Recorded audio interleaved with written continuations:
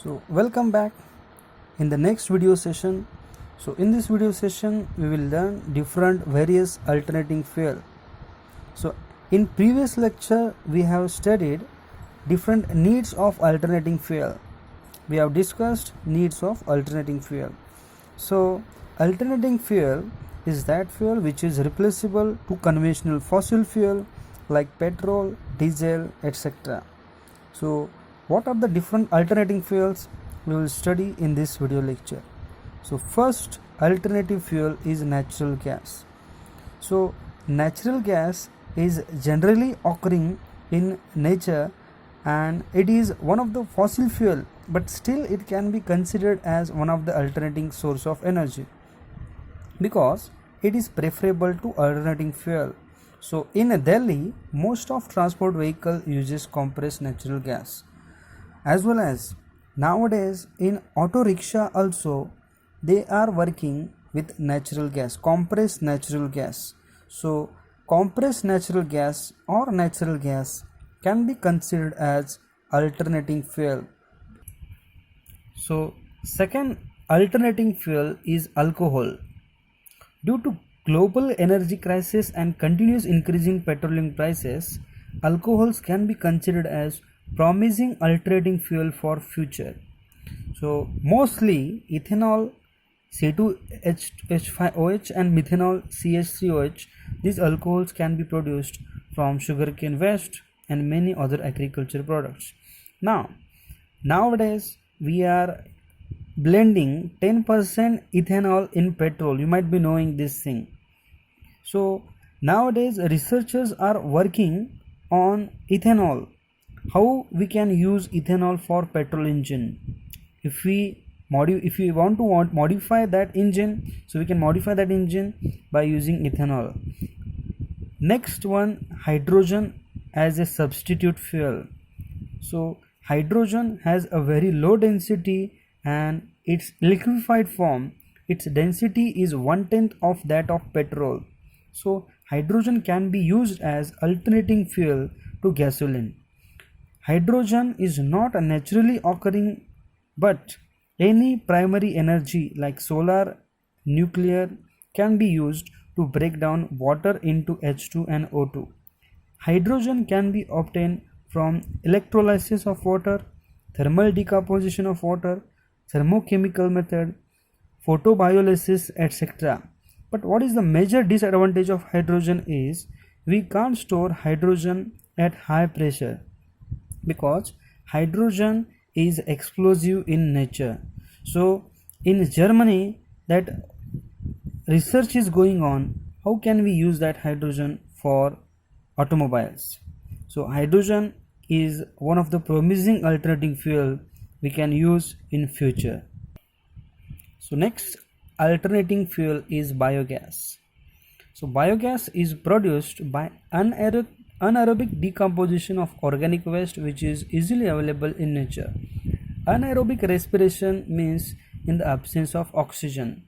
So in India biogas is known as gobar gas because that cow dung is easily available in countryside. So when that cow dung is decomposed, then gobar gas is produced. The primary advantage of this gobar gas is its ability to operate the engine on lean mixture, thereby reducing hydrocarbon and CO2 concentration. It gives less deposit and shows clean burning characteristic as compared to petrol and diesel. So that research is also going on. If we use biogas in combination with CNG or LPG, how we can improve the efficiency of engine or how can we reduce the emission from engine. Lean mixture means the quantity of air is more than biogas. So as I told earlier, the primary advantage of this biogas is its ability to operate any internal combustion engine on lean mixture. If we use lean mixture, generally more air is taken inside engine cylinder and there are chances to reduce hydrocarbon and CO2 concentration. So biogas can be considered as one of the promising alternating fuel but still we have to modify engine. So fifth one, that is non-edible vegetable oils and its blend with either petrol or diesel. Vegetable oils and blends with petrol or diesel can be considered as alternating fuel. As I told earlier also, nowadays in petrol engine 10% ethanol is added. So we call it as E10. E10 means 10% of ethanol and 90% of petrol. Similarly, we can add a blend that is methanol. So M10 means 10% of methanol and 90% of petrol. So such a blend we can use in existing internal combustion engine. In diesel engine, the vegetable oils including soybean oils, cottonseed oil, sunflower oil, rapeseed oil, palm oil, coconut oil, linseed oil, karanji oil, jatropha oil, as well as that erinde oil, that can be also blend with the diesel, which improves its calorific value as well as cetane number. So we can go for such blends in future also, and that blend can be also used as alternating fuel. Next one, electricity. So generally electricity is produced by many methods. In hydroelectric power plant, electricity is produced with the help of water. Water is stored at higher level as it contains potential energy. So this potential energy is converted into kinetic energy in penstock, and that kinetic energy of water, when it is allowed to strike on the blades of turbine, kinetic energy is converted into mechanical energy. So this mechanical energy is converted into electrical energy in the generator. So this electricity can be used to power vehicles by electric motor. So electricity can be also produced in thermal power plant by burning a coal, and by burning a coal flue gases are produced. These flue gases are allowed to flow over the tubes of boiler, and water is converted into steam. So when high pressure, high temperature steam, that is superheated steam, expands in the blades of steam turbine, the turbine gets rotated. This turbine is connected to generator which produces electricity.